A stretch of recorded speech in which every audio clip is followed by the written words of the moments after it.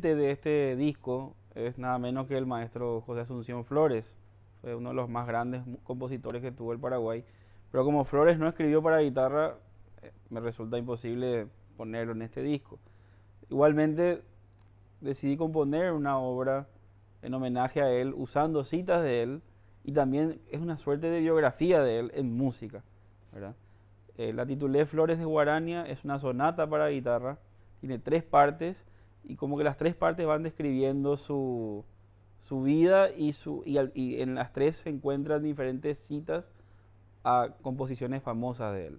La primera se llama Chacarita, es el lugar donde Flores nació y lo que quiero describir un poco es esa atmósfera de ese niño travieso de comienzo de siglo que tenía que robar pan para poder comer.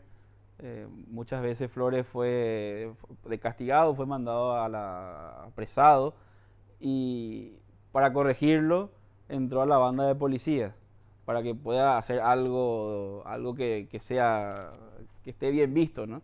Entonces su comienzo con la música un poco empieza por esa situación. O sea, él entra a la banda de músicos castigado y ahí encuentra su vocación en la música, ¿no?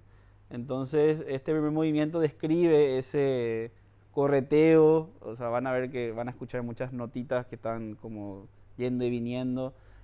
También hay momentos así abruptos de acordes muy fuertes, como que el susto, la nostalgia, el correteo, está un poco de esa descripción de la niñez de Flores en ese primer movimiento que se llama Chacarita, que es el lugar donde él nació. El segundo movimiento se llama Guarania, que es para mí la consagración de su genio, es el gran género que él crea que cambia la historia de la música paraguaya. Entonces el segundo movimiento es una guarania y hago una cita al final como despidiéndolo de su inmortal guarania que se llama India.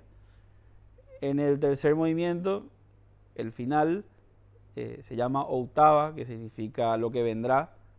Es una especie de alegoría de Flores. Yo me imagino a Flores en el siglo XXI, en este año, en este tiempo, ¿no? Entonces van a escuchar acordes disonantes, como ritmos contrastantes. Y aquí está la cita a su polca legendaria que se llama Jolie. Entonces, esta suerte de biografía musical y con citas de diferentes composiciones es mi sonata Flores de Guarani.